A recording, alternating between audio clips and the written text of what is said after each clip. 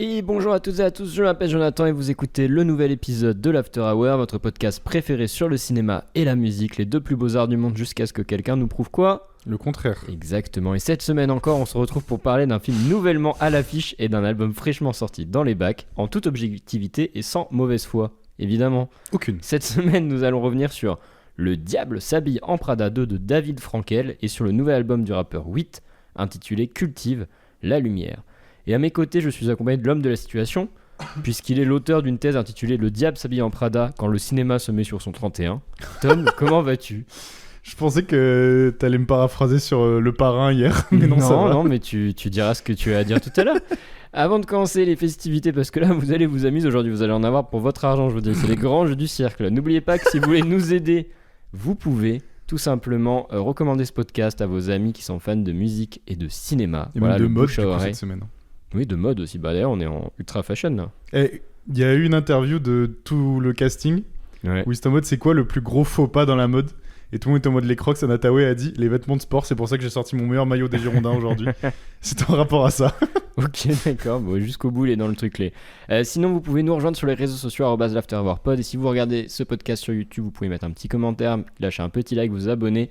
Et idem, si vous êtes sur les plateformes de streaming, n'hésitez pas de podcast, streaming, voilà, on s'entend. Spotify, Apple Podcast, Deezer, tout ça, vous lâchez un petit follow. Et si vous pouvez, vous mettez 5 petites étoiles. Ça régale. Bon bah du coup, le film de cette semaine, c'est Le Diable s'habille en Prada 2, la suite du film culte de 2006, toujours réalisé par David Frankel et écrit par Aline Brosh McKenna. Comme pour le premier film, le scénario est basé sur un roman signé Lauren Weisberger, donc la suite du premier roman qu'avait fait le premier film. Au casting, on retrouve les mêmes et on recommence, puisqu'on retrouve Meryl Streep, Anna Thaoué, Emily Blunt ou bien encore Stanley Tucci. Mais bon, bah suite de films cultes oblige, tout le monde a voulu être de la partie et vous retrouverez de nombreux acteurs, influenceurs ou personnalités extrêmement connues qui défilent au compte-gouttes tout au long de l'histoire. C'est sûr que par rapport au 1, là tu sens qu'il y a eu l'influence du Tu sens que... du côté iconique du 1, genre. Ouais, c'est ça, exactement. Tu sens que c'est une suite de films cultes et tout le monde veut en être, quoi. Et de quoi ça parle, Le Diable s'habille en Prada 2 ? Eh bien, c'est toujours l'histoire de Andy Sachs et Miranda Priestly qui se retrouvent 20 ans après avoir travaillé ensemble au magazine Runaway. Entre-temps, Andy a eu le temps de devenir une journaliste d'investigation de renom, tandis que Miranda a continué de donner tout ce qu'elle a pour son magazine. Mais tout bascule le jour où Andy se fait licencier de la rédaction pour laquelle elle travaille, comme tant d'autres journalistes à l'heure des réseaux sociaux et du déclin de la presse. Mise sur le carreau, elle se retrouve néanmoins appelée par le propriétaire du magazine Runaway, qui aimerait qu'elle revienne travailler là-bas, mais cette fois plus en tant que stagiaire, mais à un poste de haute responsabilité.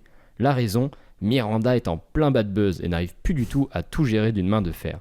Les deux femmes vont donc devoir se retrouver et mettre leurs différends de côté, surtout à une époque où la presse et le journalisme sont en péril face à la montée des médias numériques, l'avènement des réseaux sociaux, mais aussi la pression des annonceurs.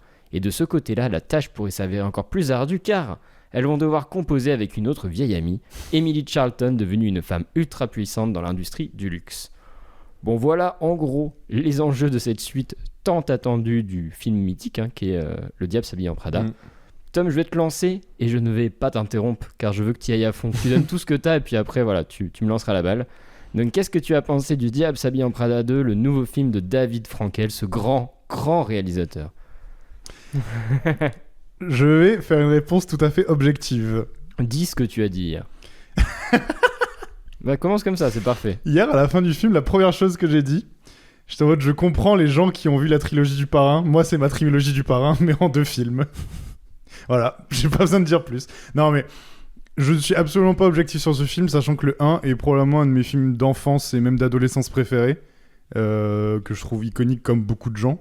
Mais moi, plus, parce que vraiment, je l'ai bouffé ce film. Je l'ai revu il y a pas longtemps, le 1, et je trouve qu'il est toujours aussi bien...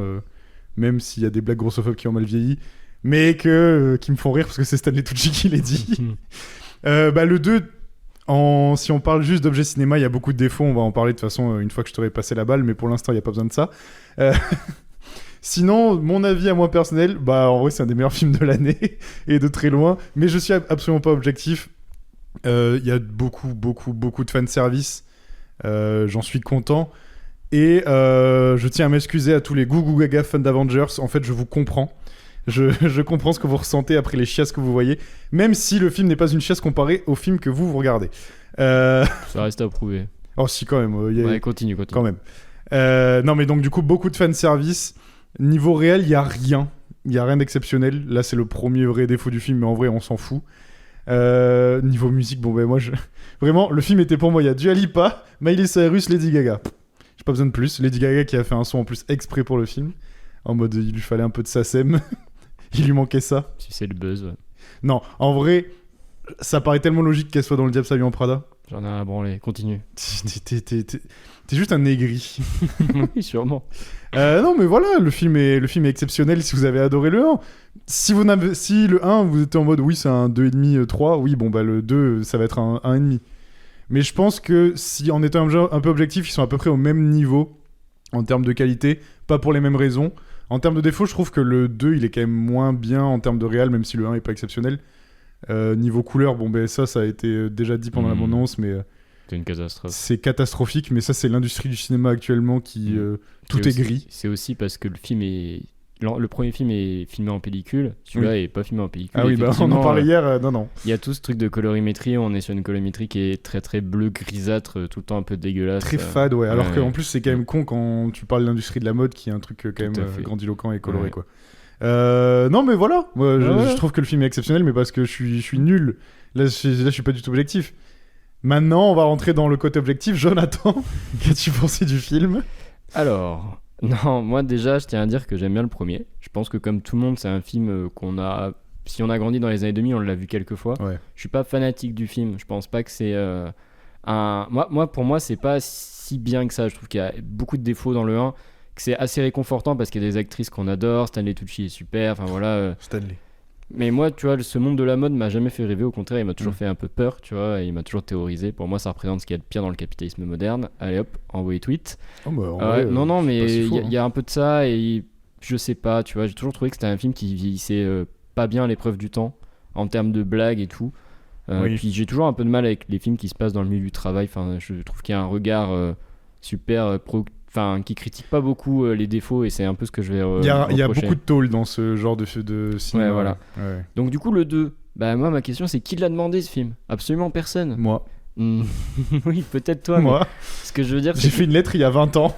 Il y a 10 ans, quand en gros le roman là, la suite de le suite de du Diable s'habille en Prada 2 sort, pardon, je vais y arriver. Meryl Streep, elle refuse à l'époque de faire le film parce que déjà c'est dans les tonneaux, alors que Anna Thaoué, tu vois, elle voulait le faire. Et là bon, 10 ans après, peut-être que l'état du compte en banque a changé. Alors, je pense pas que son compte en banque soit non plus en banque. Non, je pense pas qu'il est vide. Mais est-ce qu'elle est pas en tournée d'honneur de fin aussi ? Peut-être, et ça on en parlera. Bon, alors du coup le film, comme personne l'a demandé, il a rien à raconter. Parce que je pense que personne n'avait demandé la suite du livre non plus. Pourquoi pour moi il y a rien à dire, c'est parce que je pense là où moi ça me fascinait pas dans les années 2000, la mode, ça fascinait un peu les gens. Mais je pense qu'aujourd'hui, voir les coulisses de ce que c'est un magazine de mode, un truc, ça plaît plus à grand monde parce que tout le monde en a un peu rien à foutre. Je pense pas que les gens n'ont plus rien à foutre, c'est juste que maintenant les gens le savent parce qu'en fait, à l'heure des réseaux sociaux, tu es tout le temps dans les coulisses même quand t'as pas envie d'y être. Il y a de ça, et je pense que ça fascine plus tellement le luxe parce qu'aujourd'hui, et c'est un truc qui est bien abordé à un moment, c'est pour ça le film il a pas que des défauts, hein, loin de là. C'est un film extrêmement mid, mais il aborde des trucs intéressants. Oui, quand Emily Blunt elle parle de Dior et de ce que ça représente le luxe aujourd'hui, le luxe c'est un truc super accessible, on a tous des trucs plus ou moins de luxe, enfin les gens qui sont un peu dans la mode, et tout le monde a un petit truc de luxe chez lui, tu vois. Et tout le monde a un truc d'entrée de gamme, un sac, un portefeuille, une ceinture, enfin que sais-je encore. Et c'est pour ça que je pense qu'aujourd'hui... Bon, toi t'as une Rolex, mais ça n'a rien. Oui, voilà, elle est là, elle est clinquante. non, mais ça fascine plus parce qu'elle est partout, c'est devenu accessible et tout. Le film, je trouve tu l'as dit, en termes de réal, c'est le néant, il y a rien. Il y a rien d'exceptionnel. Après le 1... Il y a même des trucs un peu cata. Le 1, il y avait rien non plus. Ah oui, mais tu vois, le 1, il y avait quand même des éléments qui sauvaient. On parlait de la colorimétrie. Oui. Je trouve ça... Non. Si, moi je trouve ça sauvait le truc. Mais non, ça ne sauve rien, c'est juste qu'à l'époque tous les films ont cette gueule-là, et quand tu les mets à côté des films d'aujourd'hui, donc du coup avec du recul ça sauve le truc. Oui, mais t'as l'impression que c'est des Kubrick alors que c'est des films de chiasse déjà. À l'époque c'est déjà des daubes en termes de réal. Non, mais c'est une daube absolue. En termes de réal c'est cata. Non, c'est cata. Il y a même des plans où je te dis ah ouais non, vraiment. Mais pour moi la grosse cata du film, c'est vraiment comment c'est écrit. Parce que le film soulève 1000 trucs qui sont intéressants. Et il va ça pas faire dedans. beaucoup trop de sujets sans y aller. Voilà, tout ça parce que c'est plus simple de faire du fanservice et que le récit est globalement construit autour de Miranda et Andy qui s'allient contre Emily. mais en même temps Emilia elle est quand même gentille. Enfin, en fait, ils ont voulu mettre les trois au centre d'un truc et faire une espèce de trio où chacun se passe un peu la vengeance, les rancœurs et tout. Alors qu'en vrai, qui m'aurait dit que Le Diable s'habille en Prada serait un film qui viendrait me défendre la liberté de la presse face au numérique? Pas grand monde. Malheureusement, tout ça, bah, c'est vite, On n'y passe pas assez de temps dessus, ouais, c'est dommage. Ouais. Mais après, il y a aussi un truc, je pense, c'est que, et on l'a vu pendant la séance, c'est quand même un film qui est fait pour la génération TikTok qui regarde des films. Mais c'est pas une excuse. Enfin, Ça. oui, mais pour moi, ça fait partie Non, d'une excuse. c'est comme quand on dit, quand on disait à l'époque, ça c'est un film pour les enfants. C'est pas, y a pas d'excuse en fait. Genre, c'est juste, c'est nous qui choisissons de mettre la barre extrêmement bas. Oui, C'est les studios. oui, mais donc du coup, Oui. c'est quand même une excuse derrière. Je pense pas. Quand tu sais que tu produis ton film pour des gens qui consomment des films Non, je pense juste que pas de la même façon, bah. je pense juste que tu peux pas faire un film qui critique. Bah d'ailleurs, le gros problème du luxe aujourd'hui, c'est que c'est quoi le luxe? C'est devenu un des segments économiques les plus porteurs, tu vois, et c'est les plus grosses fortunes du monde. Elles sont dans le luxe, tu vois, genre Bernard Arnault, tu vois, ce genre de truc. Donc techniquement, c'est super compliqué d'avoir un regard critique sur le capitalisme ou d'avoir un regard critique sur ce qu'est la mode, ce qu'est l'industrie. Ou par exemple, tu vois, il y a. Et il mentionne la seconde main quand même dans le film. Oui, Attention. non mais. Tu vois, c'est vrai qu'ils parlent beaucoup, par exemple, tu vois, de l'arrivée de l'IA, de l'importance de l'humain. Ils essaient de montrer en quoi les techniques de management aujourd'hui, c'est un peu de la merde avec ce personnage, tu vois, qui est incarné par BJ Novak, Ouais. donc qui est le fils du propriétaire le fils du groupe PDG, qui, ouais, c'est ça. Qui Et comme détient Renault, oui. ouais, et le switch un peu du film, la bascule, c'est que ce propriétaire meurt et donc du coup, ça se retrouve dans les mains d'un gars qui est Qui lui est juste un manager, quoi. oui, c'est ça, c'est juste un gars qui a fait une école de commerce et qui a aucune vision, bah, comme tous les gens. Mais tu vois, ça, limite, c'est pas non plus critiqué. Ça, c'est dommage parce que c'est un point ouais. intéressant aujourd'hui, et même pas Mm. que dans la mode et dans l'industrie, c'est que même dans les petites entreprises aujourd'hui, et on en connaît une bon, qui est pas si petite, mais on connaît une entreprise comme ça où ben, on met des gens qui n'ont jamais travaillé dans le corps de métier de base et qui gèrent des entreprises.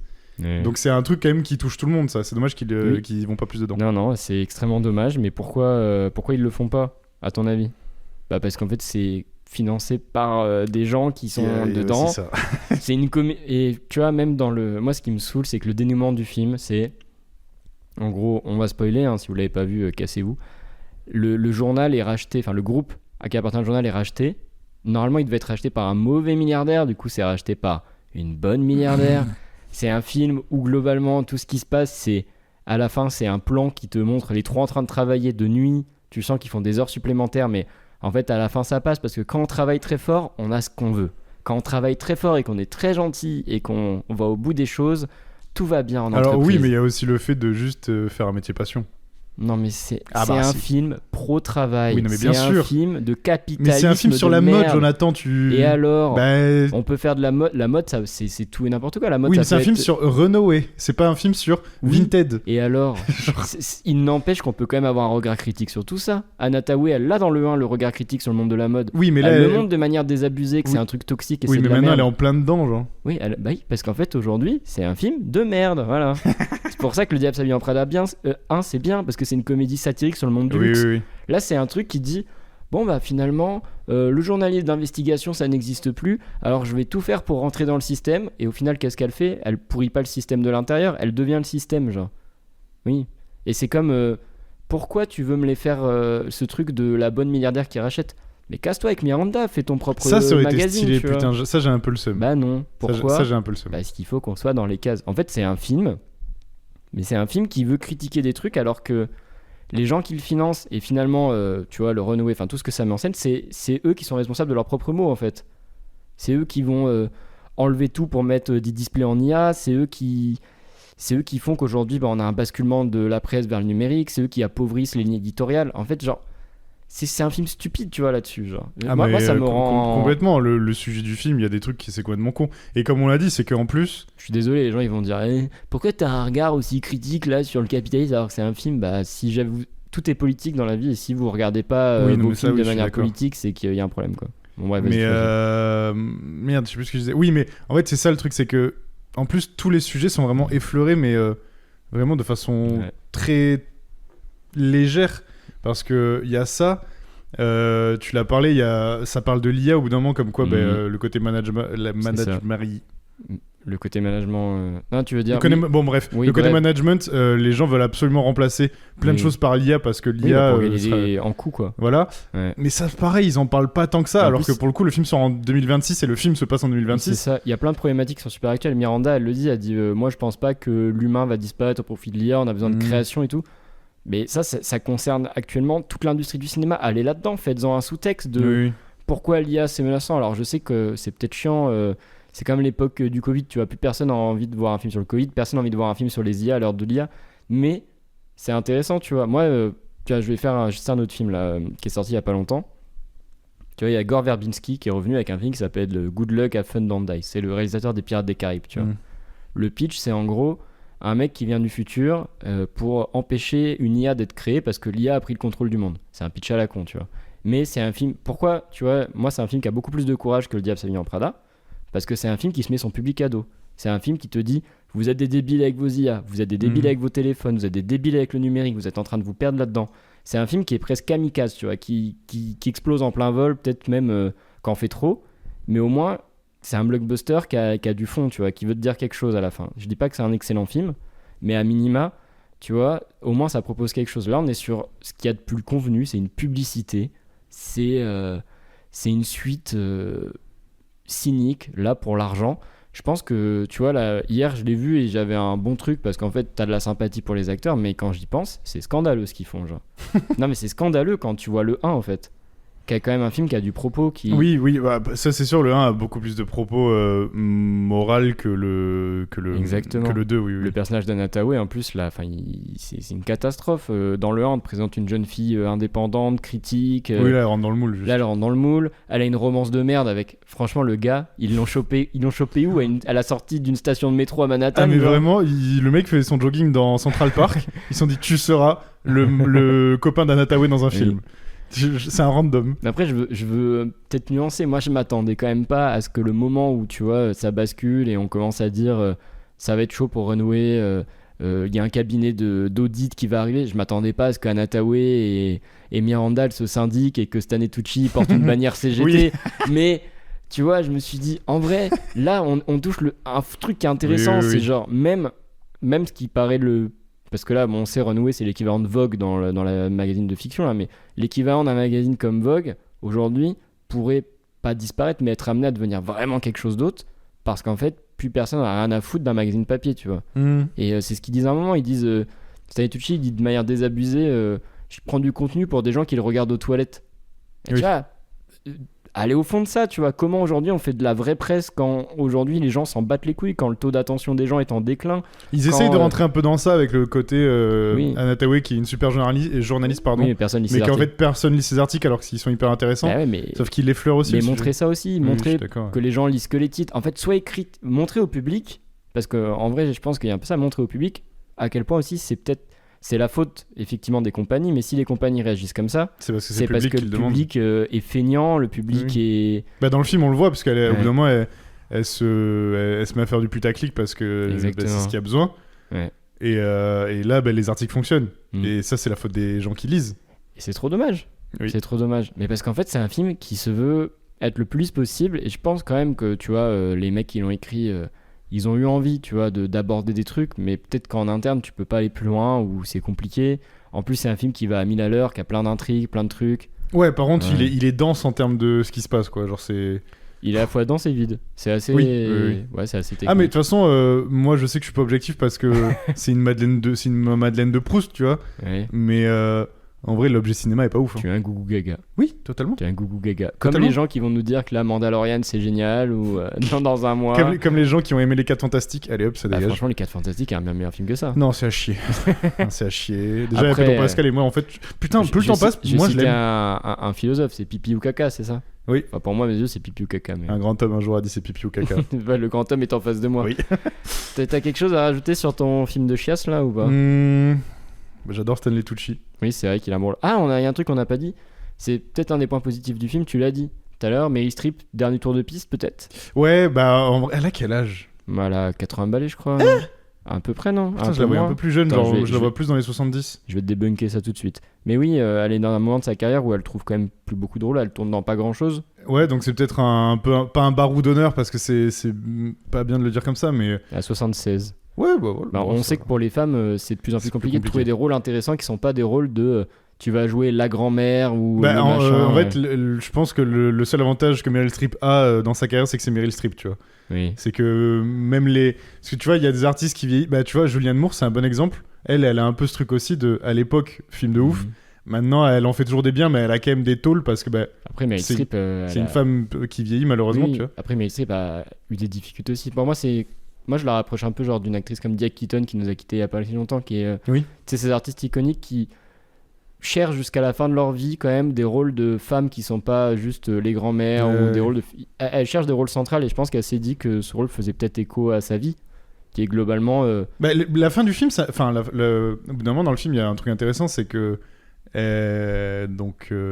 Miranda est en mode ouais, quand est-ce que je sais que c'est la ouais, fin, que tu c'est vois. la fin. Et puis il y a tout ce Et truc ça de- fait vraiment écho à un ou une artiste en fin de carrière. c'est tu vois. ça, puis il y a tout ce truc C'est intéressant. de bah finalement montre-leur tout ce que j'ai fait, pourquoi on n'arrive Oui, pas là c'est sans vrai qu'il y a ça sacrifice aussi, et tout. Ouais, il y a vraiment un truc d'un peu rôle, j'ai pas envie de dire rôle testamentaire, mais presque un peu, tu vois, où Non, si- faut pas dire ça. mais non, mais si demain c'est son dernier Oui, oui. rôle, il y a un petit écho sympa, tu vois, il y a un truc un peu méta, mais le film est rempli de trucs un peu méta à certains moments, mais bon. Et puis même, c'est- en vrai, je pense qu'en dehors du fait que le film, oui, ait 1 million de défauts et qu'il soit pas si bien dans l'écriture et tout, bah tu vois, je pense que si, admettons, c'est le dernier film de Meryl Streep, Ouais. je serais content que ce soit ce film en mode fanservice et on la voit dans un de ses rôles les plus iconiques de sa carrière. Et C'est pas quand même triste parmi tous les rôles qu'elle a Non, fait mais que les gens retiennent ça. je quoi. sais. Mais pas la voir dans un film random où elle joue une grand-mère, tu vois. Meilleur rôle de Meryl Streep, tout de suite maintenant. Bah en vrai, Ouais, t'es vraiment un normie. Attends, Tu me dégoûtes, faudrait que tu je me réfléchisse. dégoûtes, Tu me dégoûtes. faudrait que je réfléchisse. Moi, je pense que c'est le film de Clint Eastwood, la Bridges over Madison County, J'ai elle est pas vu. exceptionnelle dedans. Voilà. Faudrait que je réfléchisse, mais... Ouais. Bon, on va lire quelques critiques. Alors, sur Allociné, la moyenne presse est à 3. La moyenne spectateur est à 3,3. Donc, pour une fois, Allociné note moins bien que Ouais. Letterboxd, ce qui est assez rare. Voilà. Surtout pour un film ricain. Alors, je vais lire les Arocs qui ont mis 1 sur 5. Car si Le Diable en Prada ne fait plus rêver, c'est que l'on sent bien que quelque chose a muté dans son contre-champ. Sa fashion industrie très 20e siècle, quasi intacte dans ses mœurs, ne suscite plus seulement la fascination, mais aussi un mélange de désintérêt et d'écœurement. Il s'abstient commodément de la filmer parce qu'il lui fait sans doute un peu peur. Bon, c'est un peu ce que je disais tout à l'heure, Oui, en vrai... mais de manière, c'est de dire en fait aujourd'hui, personne n'a envie de travailler là-dedans. Et personne n'a envie de voir les coulisses parce qu'en fait, on sait tous que c'est dégoûtant, quoi. En fait, le film aurait été intéressant si, par exemple, le début du film, le scandale qui touche Runaway, c'est un scandale sur la fast fashion Oui. et sur Oui, il y a ça aussi. le mauvais traitement des employés. Alors que c'est Dans en la- fait, dans c'est la juste fast dire, fashion. ils ont fait une erreur, en fait, tout va bien. Oui, mais donc du coup, C'est du luxe washing. quoi. comme c'est quand même très très d'actuel, la fast fashion, Oui. ça aurait été intéressant d'aller dedans. Ouais, ça aurait été intéressant. Après, mais- le truc aussi, c'est que je sais pas à quel point le film est raccord avec le roman, mais le roman il a 10 ans déjà, tu vois. Mais on s'en branle du roman, c'est un support d'adaptation, je pense. Ben je sais pas, c'est pour ça que je sais pas à quel point il s'est Moi, suivi de ou ce pas, que tu vois. j'ai vu, c'est qu'en gros, c'est une base, mais ils en font Oui, ce ok, qu'ils veulent ouais, derrière. ouais, c'est ça. Je suppose que ça parle pas d'IA en 2000. Bah, c'est ouais, pour voilà. ça, voilà. Écran large ont mis 2 sur 5 et disent Le Diable s'habille en Prada s'est logiquement transformé en nouveau Emily in Paris, et ce n'est pas un compliment. Ça m'a mis bien. Mais c'est vrai que moi j'ai eu un peu ce truc parfois en regardant Anna Tawai marcher, je me suis dit c'est Ah oui. Emily in Paris à New York, quoi. Oui, mais après, Oui, les mais gars, toi- dans le 1, elle est pareille. Hein. Oui, je sais, mais c'était il y a. Là, à l'époque. Oui, mais c'est juste, ça n'a pas changé, ça. Un peu quand même. Dans le 1, je la trouve encore plus niaise à certains moments. hein. Oui, mais parce que c'est une bébou, donc c'est logique, quoi. Oui, Ouais. Libération 3 sur 5. Des retrouvailles qui font le job mais diluent la méchanceté jouissive du premier volet dans un éloge bon temps de travail. Ouais, bah moi je trouve que Moi, c'est ça quand m'a un même- peu manqué. ce film est une pub pour le travail. Hein.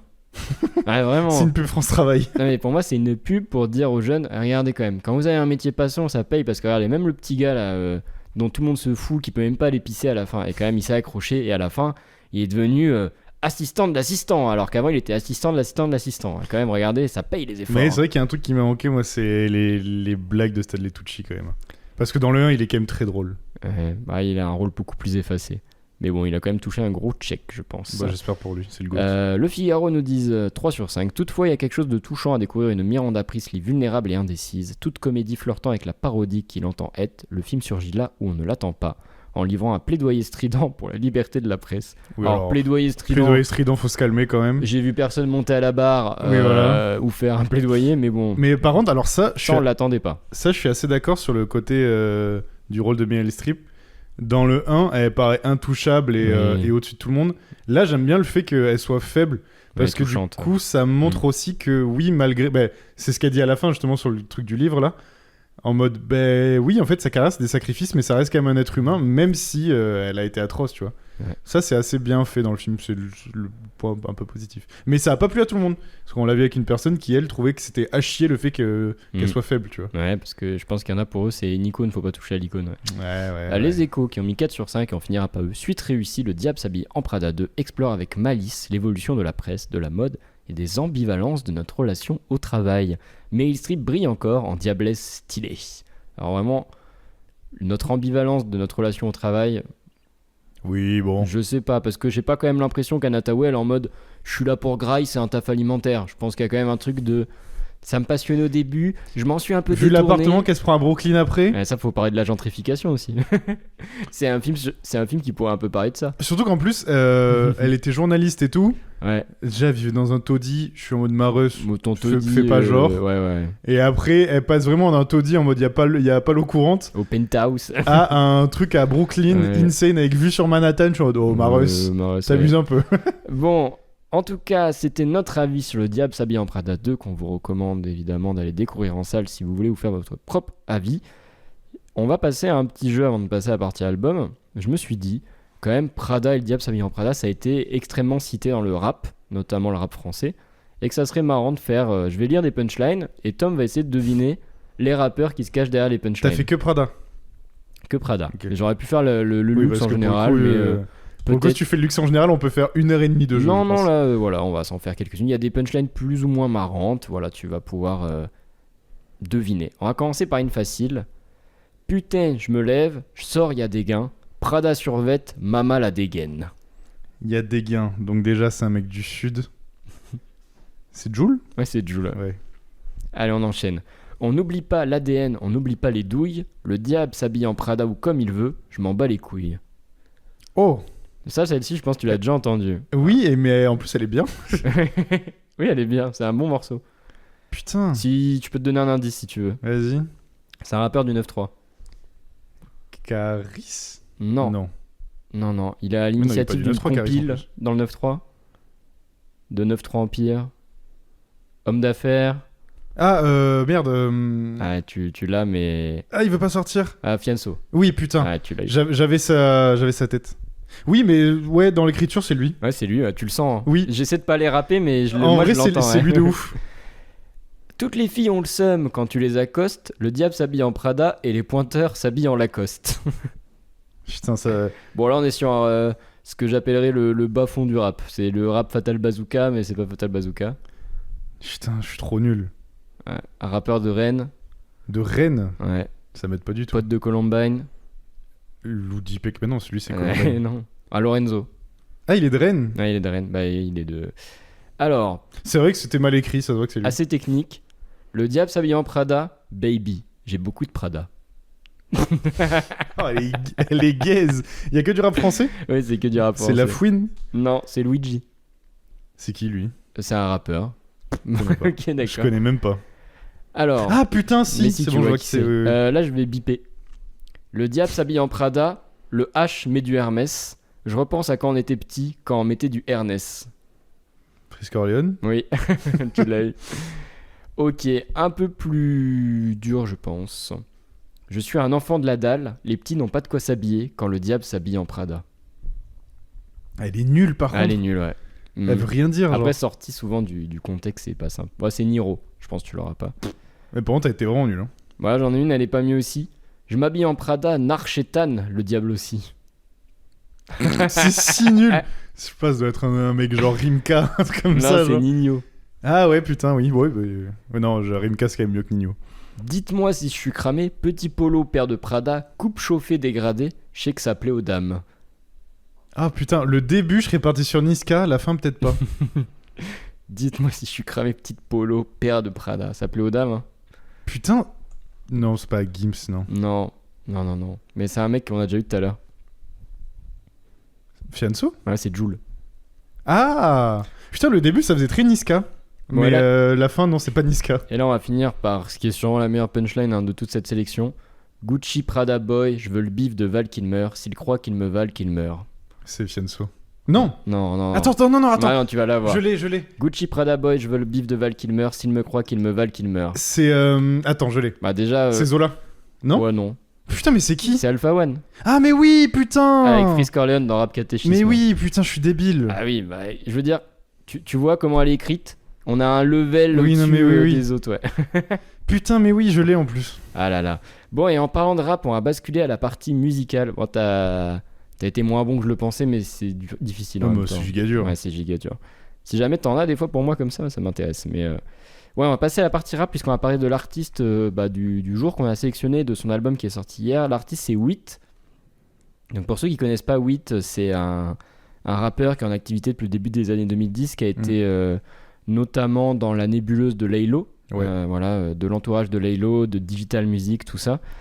Et qui, depuis, on va dire, la fin des années 2000, exerce un petit peu en solo, enfin voilà, sort des projets, puisqu'avant, on le retrouvait globalement que sur les projets un peu de Laylo. Là, c'est C'est quoi, depuis 2017 à peu près qu'on le voit solo? son premier album, c'est 2019. Voilà. Et là, on est au 4e. Bon, avant, il avait sorti des petits EP, des petits singles. Donc voilà, pour ceux qui ne connaissent pas... c'est un rappeur qui s'inscrit dans cette mouvance un petit peu de musique, ce que Laylo appelait la musique digitale, c'est-à-dire, ça veut absolument rien dire, hein, mais Oui, c'est... mais vous voyez quand on parle de Laylo, voilà, quoi. c'est la musique où on Le dit rap de Laylo, quoi. Laylo ken avec une clé USB, quoi. Ah, Voilà, exactement. c'est un peu ça. C'est le rap des mangeurs de clés USB. Voilà, moi perso, j'avais adoré son album en 2020 de No Future, que j'avais trouvé exceptionnel, mais vraiment très très bon.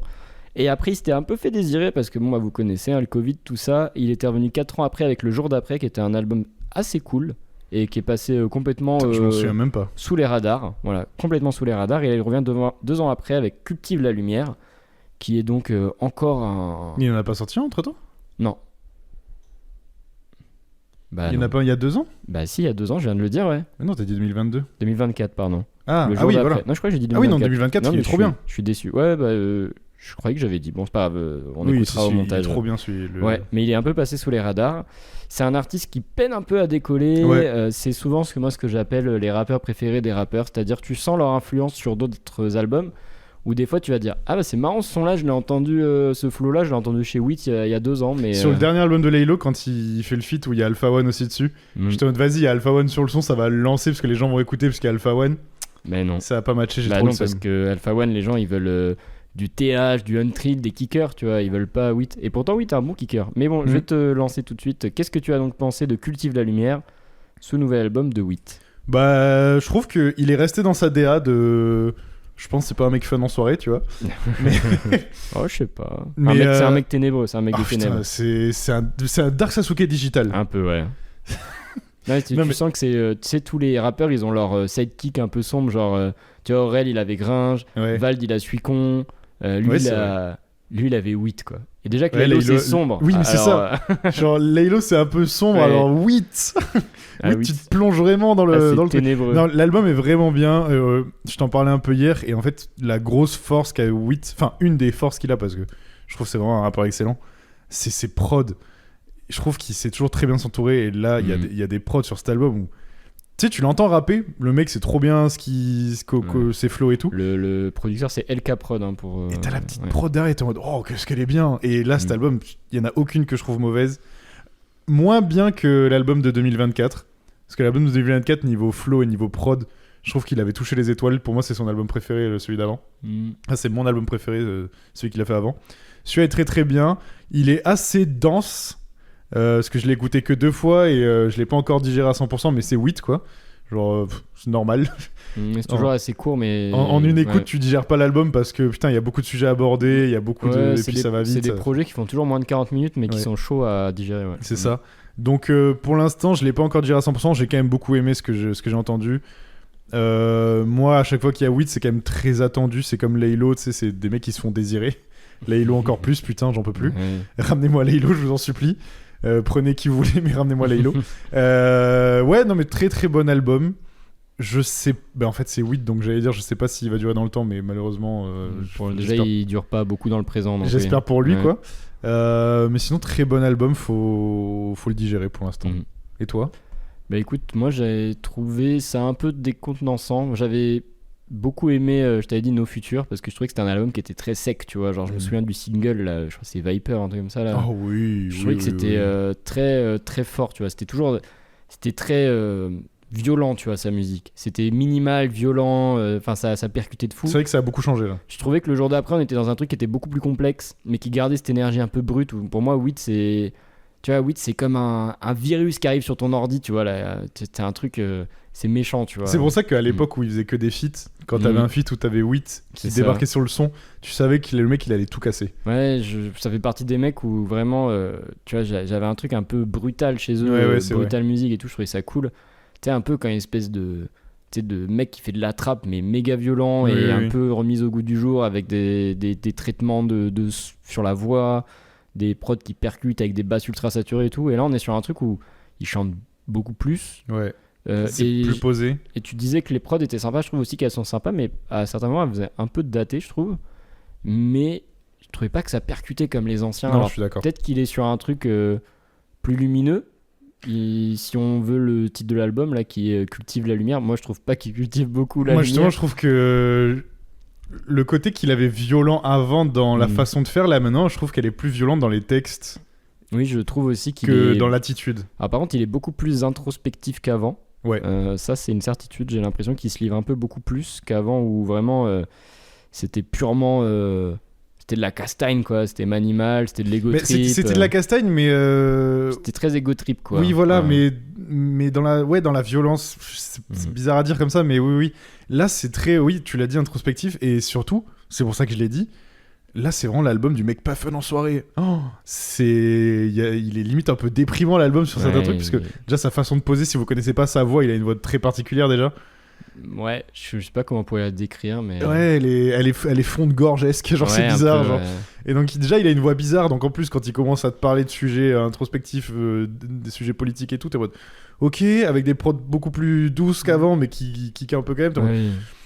c'est pour ça que l'album, je vous dis, il faut le digérer, il est assez dense. Mais ça, c'est de toute façon, Ouais. déjà le rap, globalement, le vrai rap, Oui, c'est faut- assez dense, donc le voilà. vrai rap. Mais non, mais tu vois ce que je veux dire. Quoi, Mais non, mais lui un album de Jul, tu le digères en 30 minutes. Ah, tu sais pas. Bah non, c'est vrai qu'il y a 65 Il y a chansons. 60 sons, Non. faut y aller. Non, mais après, Jules, ça raconte quand même globalement des trucs. Oui, mais Jul, c'est pas le mec le plus politique au monde. Non, mais dans ses il textes. dépeint une certaine réalité. Ah, mais ça, par contre, Il est le témoin de quelque chose que nous, on vit pas. Et Ah oui, quand oui, même, non, mais bien sûr. voilà. Et donc oui, il y a ça. Il y a le fait que là, c'est un album posé, mais posé façon 8. Donc c'est pas juste on Moi, est je là l'ai en détente. Pas Quoi. trouvé si posé. Moi, je trouve ça s'enchaînait vite. C'est juste au niveau défaut, c'est un peu moins brutal qu'avant. Et je trouve que c'est un peu moins recherché aussi. Je le trouve moins technique. Oui. Mais après, c'est un peu Oui, toujours oui. le truc des rappeurs qui sont toujours très techniques au début. C'est que plus ils avancent, plus ils épurent leur style. Après, moi, j'avoue que je sais pas, tu vois, en termes musical, vers quoi ils nous emmènent avec cet album. Parce que oui, j'ai l'impression que c'est. J'arrive, je disparais, je sais même pas si le gars fait des tournées, enfin, je sais pas. J'ai l'impression qu'il fait plutôt de la musique parce que. Je crois que je l'ai jamais vu dans un festival ou quoi. Non, non, je pense qu'il fait de la musique parce qu'il kiffe. Il kiffe faire de la musique. Je sais même pas s'il est vraiment intermittent, pas enfin, bref. Après, tu sais, Laylo, Bon. au début, c'était pareil. Hein. Non, non, mais c'est un mec qui est super mystérieux, on sait pas grand chose de lui, de sa vie et tout. Et peut-être que tu vois, c'est le début d'un nouveau 8, il nous emmène vers quelque chose où il va un peu plus s'ouvrir. Peut-être, tu vois, on le retrouve en festival cet été, peut-être pour une tournée, j'en sais rien. Mais on est sur une proposition qui, quand même, est plus grand. Enfin, je vais pas dire grand public, ça reste du rap assez underground, mais ce que j'ai envie de dire, c'est peut-être plus facile de rentrer dedans si tu connais pas 8. Ouais. Mais en Après, même temps, c'est moins radical qu'avant, où c'est- je trouvais qu'il avait un truc vraiment à lui que tu retrouvais chez personne, quoi. je suis d'accord. Mais peut-être que le côté accessible, oui et non, parce que tu vois, dans ses anciens albums, pardon, comme tu l'as dit, c'était des trucs beaucoup plus violents. T'avais toujours un ou deux morceaux, ça kickait fort. Et juste ça, du coup, en festival, tu sais que ça Ouais. peut marcher ou Ah, quoi. franchement, l'album de Mais No genre Future- Viper, tu vois, tu l'as mais dit. No Future, tu le mettais en festival, je pense que c'était une dingue. Il y avait Mais c'est des ça, mais meurtres, c'est pour ça que je te dis ouais. Viper, c'était le son parfait pour les Mm. festivals, tu vois, le son. Là, il y a pas de son comme ça par contre sur cet Non, album. À clairement. part le premier encore qui Après, a une vibe un peu grand public, mais putain, il y a des morceaux. je quand suis en t'as un mode- répertoire, tu joues ton répertoire, et puis voilà. Quoi. Oui, oui. Si jamais, Mais de toute façon, Weed, c'est déjà c'est pas un album c'est pas un artiste que t'écoutes en aléatoire à part 2-3 morceaux. Bah, genre Viper, tu l'as dit, ça va. Cet album, c'est pas un album où t'auras les morceaux qui va être dans ta playlist aléatoire, tu vois. Ouais. C'est un album, tu l'écoutes soit en entier, soit tu l'écoutes pas. c'est bien moi je trouve ça bien les albums comme ça parce que du coup ça crée un vrai objet musical. Mais bon, il faut se plonger dans l'univers du mec, quoi. Ouais, clairement. Mais moi, j'ai un peu hâte de voir ce que ça va donner, tu vois, sur le long terme. Enfin, c'est un artiste, j'ai du mal à le voir aujourd'hui dans la. En fait, surtout qu'en plus, maintenant, l'âge d'or du rap est un peu terminé. Enfin, le deuxième âge d'or, là, qui a moins de pognon. Ah bah le rap est en downgrade en ce moment. Ouais, mais on est aussi sur un truc où l'industrie a bien profité des rappeurs et maintenant les lâche un peu. Les salles de concert réalisent que tous les rappeurs ne remplissent pas, donc du coup ils sont pas tous programmés. Parfois c'est difficile de trouver des salles aujourd'hui. On en assiste un peu à un moment où je pense qu'on va se taper des années qui vont être compliquées pour les gens qui ne se sont pas installés dans la décennie précédente. Et j'ai peur que Wheat ait un peu raté son moment. Et je sais pas si aujourd'hui ouvrir sa musique comme il le fait là, ajouter un peu de sincérité, de simplicité, être moins dur, moins brutal, moins sans concession, ça va lui permettre tu vois, de rester. Je sais pas c'est quoi ses ambitions non plus, mais moi je vois quand même un album qui fait une tentative d'ouverture et qui est quand même globalement un peu en deçà de ce que peut faire l'artiste logiquement. Moi je le trouve pas à son max là. Genre... Est-ce que quand t'as commencé à écouter l'album, tu t'attendais à avoir une petite voix de Laylo sur l'album ou pas? Non, pas du tout. Putain, tu sais que moi, j'ai pas regardé s'il y avait des feats ou pas, j'étais en mode, allez, au moins un bac de Laylo. Non, mais moi, genre qu'il soit vivant, montre-moi que t'es vivant. Perso, moi ça me va très bien que Laylo disparaisse. Je pense que les rappeurs, c'est bien qu'ils prennent le temps. Oui, c'était quand son dernier album? C'était 2022, 23. Ouais, mais c'est bien parce que tu vois, c'est un gars qui globalement, je sais pas s'il a 1000 choses à raconter non plus. Oui. Parce que Trinity, c'est 2 albums de storytelling qui racontent pas grand chose sur lui, à peu de choses près. Le pro Trinity 0, le deuxième un peu plus. De toute façon, c'est un rappeur qui a jamais été trop introspectif, tu vois. Je trouve que c'est bien qu'il prenne le temps de revenir et puis tu vois, il va nous ramener un truc. J'espère qu'il sera différent. En plus, tu vois, son dernier son qu'il avait sorti, c'était du Kanye Wish là, de Yeezus. Moi, j'aimais bien. Oui, bah c'est super, mais Yeezus est sorti avant. Oui, voilà. bien sûr. Donc à un moment, il a déjà fait le coup en faisant Black Skinhead. Tu le fais pas 2 fois. Mais surtout qu'en plus, il a repoussé son album. Il devait. Oui, c'est ça. Mais je crois qu'il devait faire des trucs cet été aussi. Il devait être en festival et il a tout refusé parce qu'il a dit que son album était pas fini. Mais ça, c'est bien parce que c'est une démarche honnête. Par contre, j'espère retrouver Wheat sur son album. Oh merde. Voilà. Et je veux un son oh là là. où Wheat est au refrain. Je veux un truc brutal. Je veux un truc. Parce qu'en vrai, un stuntman avec Alpha One et Wheat. Il est dans 2 bâtards aussi. Ouais. Ça, c'est exceptionnel. Bah d'ailleurs, je tiens à juste dire un truc sur l'album avant de finir, peut-être pour moi. Je sais plus si c'est le dernier ou l'avant-dernier morceau où il a un storytelling où il joue plusieurs voix, il prend des intonations. Oui, t'es excellent dans cet exercice, c'est vraiment un truc. Pour moi, c'est un des meilleurs de métamorphe de voix. Genre. Ouais, il est très très bon. Mais vraiment. Et si vous avez l'occasion d'écouter Deux Bâtards de Laylo sur Trinity. Ouais, qui est un des meilleurs storytelling passe-passe d'histoire du rap. La voix de Witt quand il fait l'inspecteur des impôts là. Des impôts, enfin, ou je sais pas, mais on s'en fout.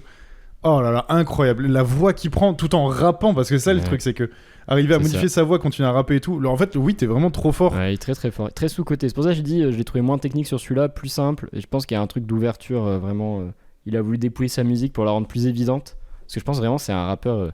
Si t'es pas dans le rap, quand t'en écoutes pas, c'est dur de capter pourquoi ce mec-là est une bête, tu vois. Oui, par contre, je suis assez d'accord. Si t'es extérieur au rap et que t'en écoutes un peu.